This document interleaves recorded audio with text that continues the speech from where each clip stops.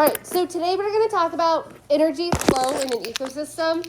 So we'll look at things like food webs, food chains, and ecology pyramids. So to start, let's just start with talking about how organisms get their energy. So this should be a little bit of a review, but we haven't talked about this since the beginning of the school year. So we should probably write it down again. Okay, so one way organisms can get their energy is if they make it on their own. Okay, so we call those autotrophs. So autotrophs, they get their energy either from sunlight via photosynthesis, or they can get it from inorganic substances. For example, some bacteria get energy from like H2S. The other way organisms get their energy is when they have to consume something. So we call those heterotrophs. So heterotrophs have to get their energy by consuming other organisms. And since they have to eat or consume, they're frequently called consumers.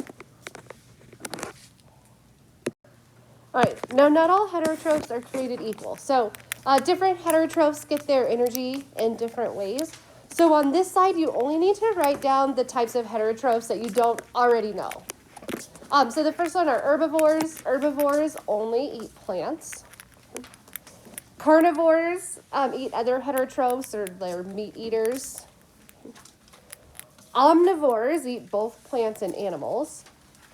Detritivores, they eat fragments of dead matter in an ecosystem.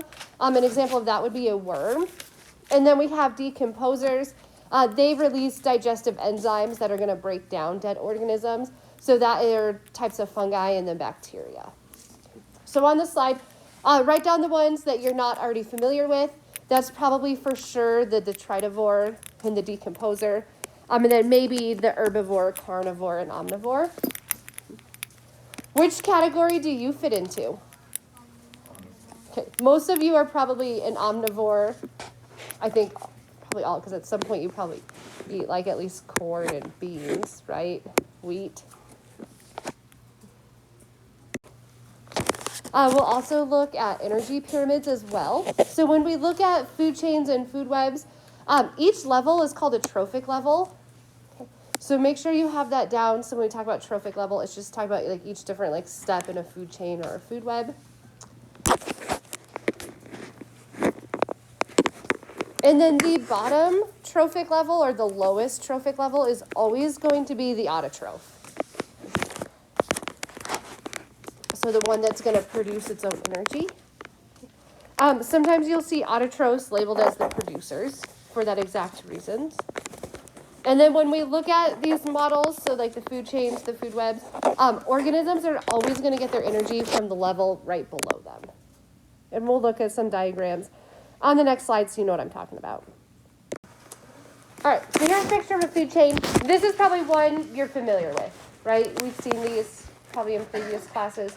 So food chains, they just show how energy flows through an ecosystem. Here are two different pictures up here. So in the aquatic one, we have some marine like microorganisms, maybe like phytoplankton down here. The next level, they get eaten, it looks like by like little shrimp, okay? Then the shrimp would get eaten by maybe like the crab or the small fish. They would get eaten by the larger fish, which then gets eaten by the dolphin and then gets eaten by the shark. For terrestrial examples, our producer is like the grass and the flower. That gets eaten by, it looks like the bumblebee and the grasshopper. Then that gets eaten by like the wasp and the beetle, which then gets eaten by the frog. The frog gets eaten by the snake gets eaten by the hawk. So food chains, they're nice because they're super simple. However, do you think in nature it's this simple?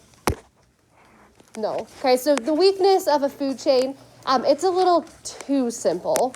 Meaning, like the frog, it doesn't only eat like the wasp or the beetle, or the snake isn't the only thing that eats the frog. Okay. So in real life, it's a little bit more complex, but food chains do a nice job of just like showing the different trophic levels. So maybe a better example is something called a food web. So food webs show a more complex, like interconnected pathways between food chains and how energy flows through a group of organisms.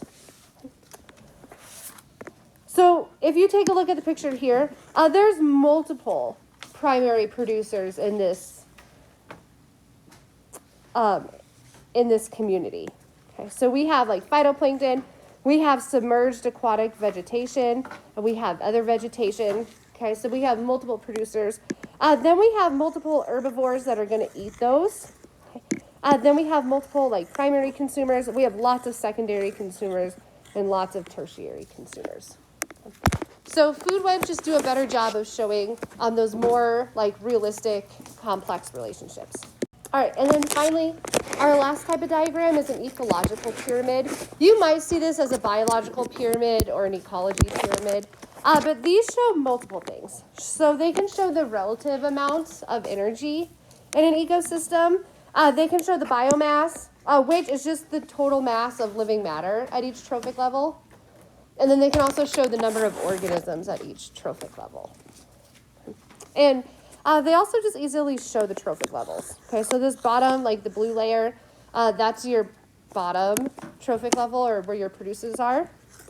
The next level are your herbivores. Then your next trophic level are the carnivores. Then we have secondary carnivores. And then this one calls it apex predators. You can call it a tertiary carnivore as well. This is just the same picture a little bit larger. I want you to copy this in your notes and just label it a little bit. So I want you to know the bottom layer are called producers. So you don't have to write every word on there, but get producers. Okay. Then the next level are your herbivores. Okay. Then label the next level carnivores, secondary carnivores, and then apex predators. And then on here it shows like the relative amount of energy at each level. It is hard to see, so I'm going to write it just off to the side. So at the producer level, there's 100% of the energy that they produce in this trophic level. At the next level, only 10% of that energy gets passed on. So what I mean by that, let's say you have a phytoplankton and it makes 100 calories worth of energy. What is 10% of 100?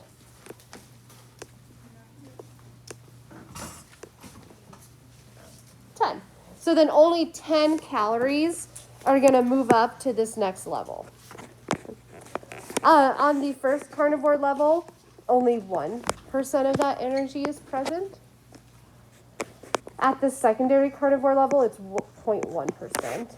And then at that apex predator level, it's 0.01%.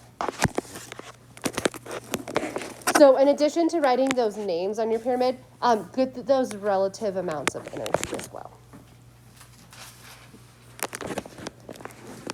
So when we look at those numbers, what do you notice as you work your way up the pyramid? Okay, you definitely lose energy, and you lose energy. How much percent do you lose? Not 10. You only have 10, so that means how much did you lose? 90. Okay, so you lose 90% of your energy as you go up a trophic level. All right, so we call this the 10% rule. Okay.